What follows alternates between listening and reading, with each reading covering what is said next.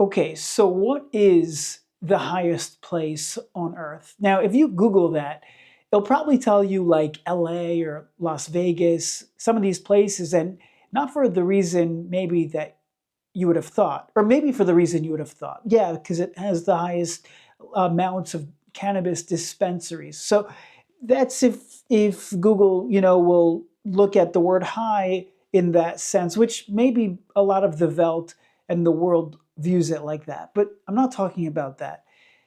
What is the highest place on earth?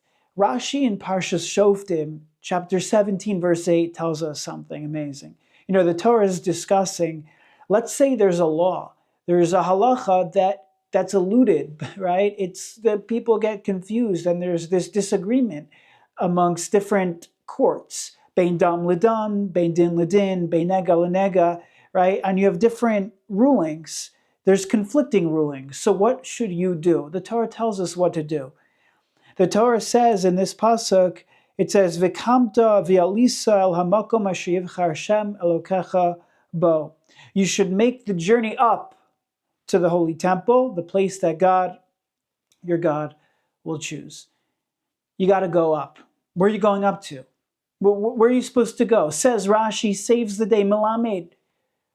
This pasuk teaches us, Shebeis hamikdash gavoya mikol hamakomos.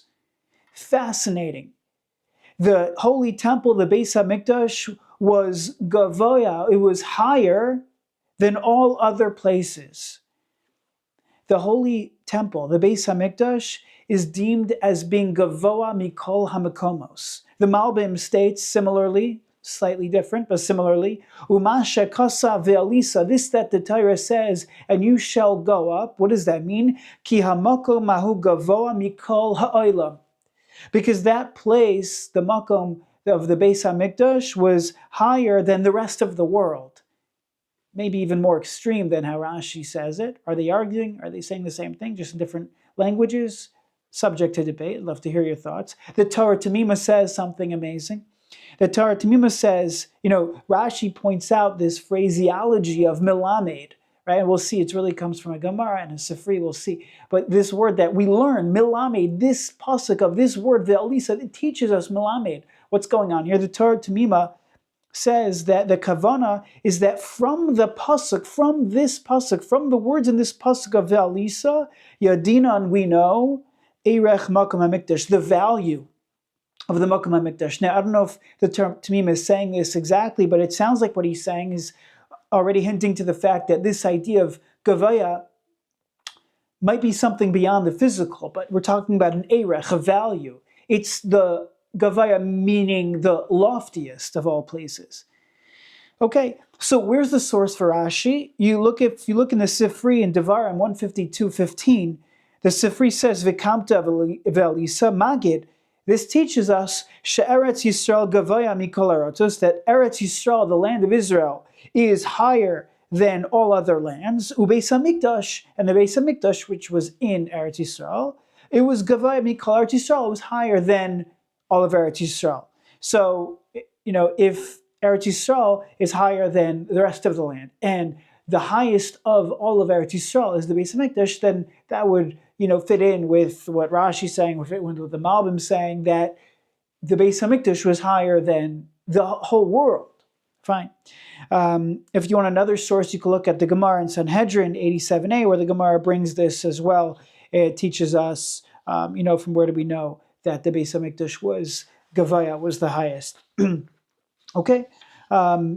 It's interesting. Tosfos does point out over there, the Tosfos in Sanhedrin 87, he does point out that you're right, the Beis Hamikdash was the highest, but it doesn't mean the highest of everything, because we know that there's a place called Einitam, and this place Einitam was higher than the Beis Hamikdash. Okay, that's what Tosfos says, and the Sifsei Chachamim in our parsha in Shoftim on Rashi, the Sifsei Chachamim says, Perish Mikol HaMakomos Shebeshar Artzos. The Beis Hamikdash, when Rashi says the Beis Hamikdash was gavo, was higher than all other places, he means that all other lands in the world. La'afuke, excluding in Eretz Yisrael, where there are some places that are taller, like the Ein Itam, which was higher than it. Okay, very nice.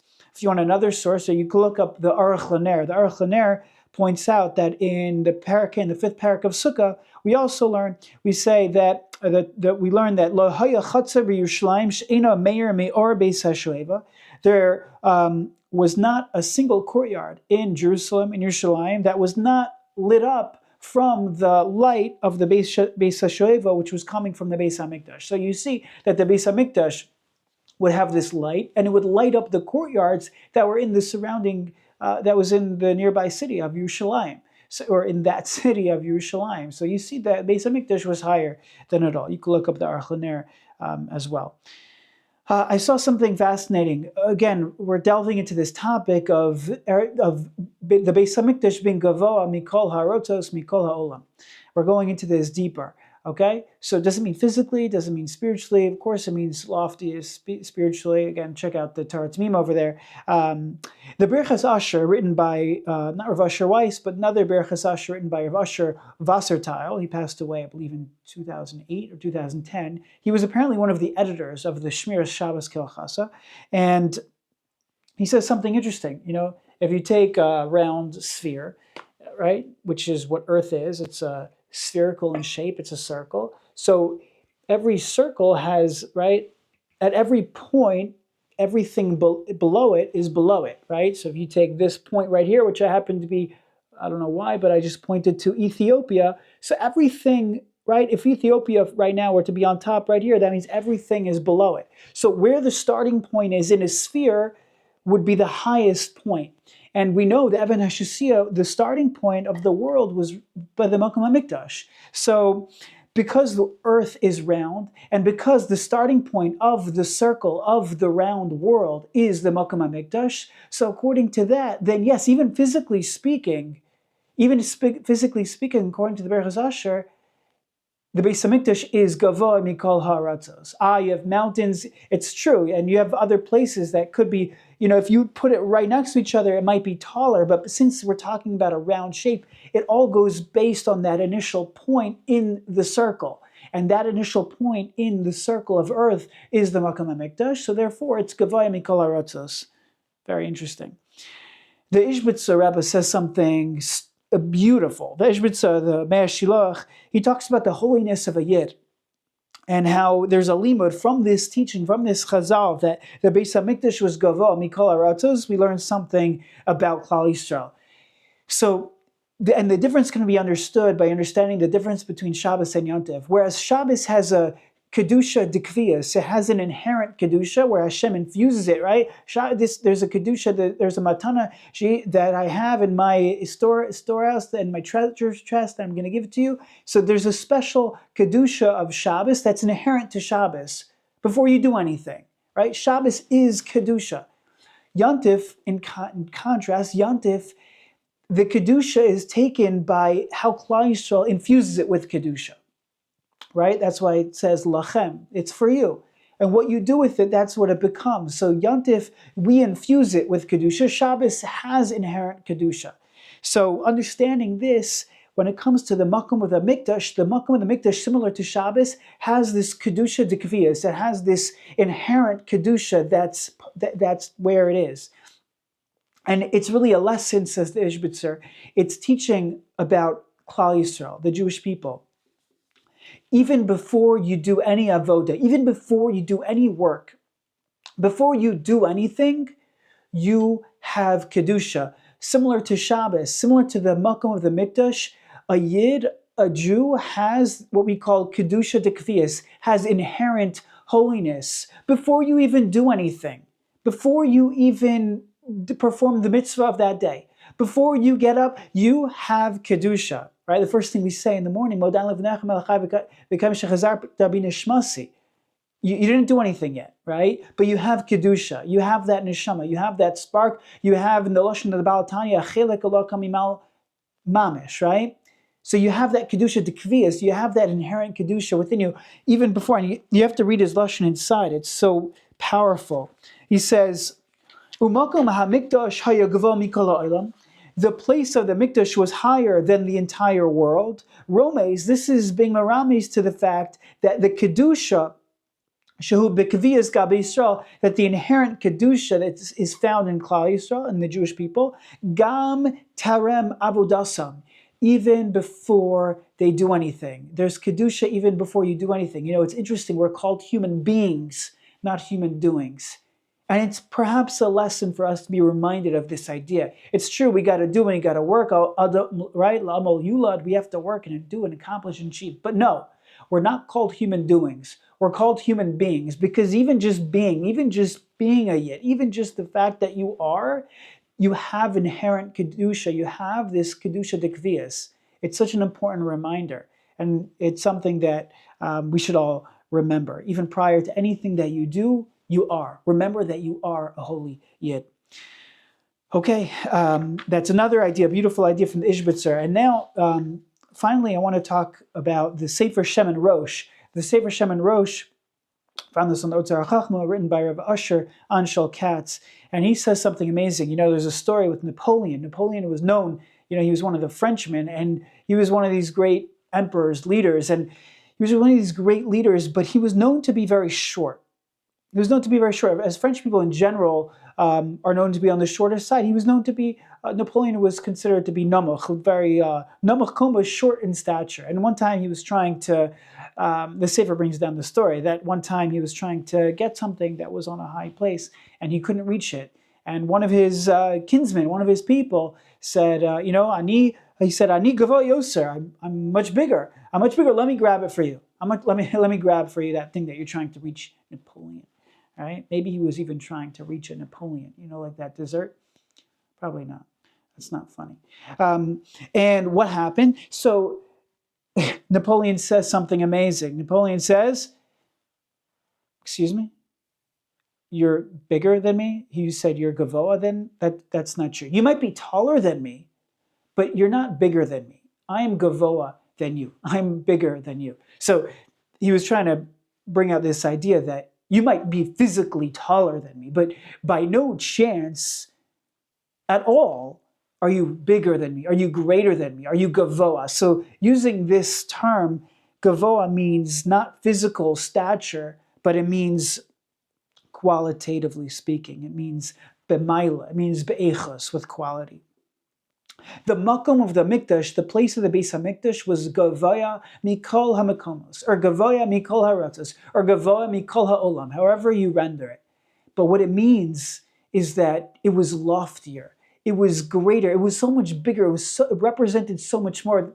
We're not talking about physically speaking taller, which might be true. Look at the Birchas Asher, it might be true as well. But the Chazal are teaching us that the spitz, the highest place on this world, the greatest high that you could get is the Makom HaMikdash, the place of the Mikdash, the place where there was this tremendous clarity, the place where there was this tremendous devekus, the place where there was this tremendous hisbatlos to HaKadosh Baruch Hu, to the oneness of the Almighty, to the clarity of what it means to have purpose and mission and holiness and purity.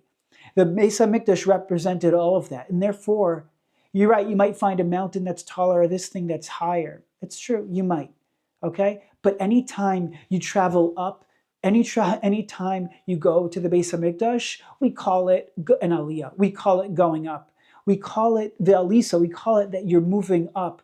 You could be traveling literally from the moon, going to the Beis HaMikdash. You were at one place that was really, really high. It was so high, it was out of this world. But if you're going to the Beis HaMikdash, you're going up. You could be going from Mount Everest, but you're going up if you're going to the Beis HaMikdash, because it represents Kedusha. This concept of Mailan B'Kodesh, Kedusha represents something that we go up towards, and the Beis HaMikdash represented that spitz. It represented that Maila, represented that height and that stature, not physical stature, but this spiritual stature of Maila and Echos.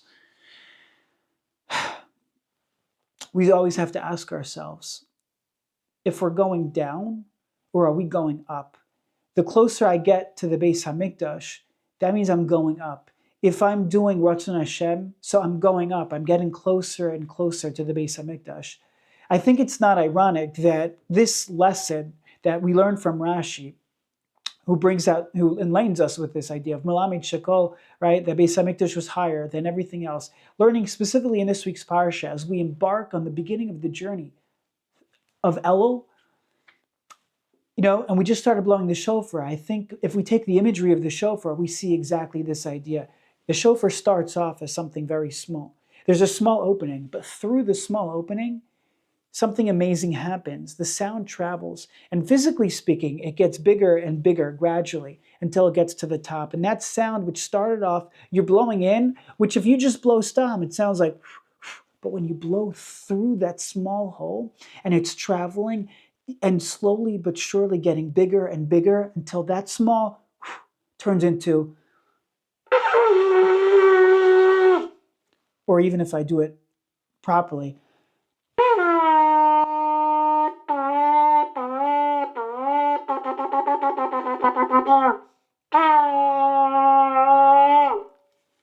the sound that startles us, the sound that awakens us.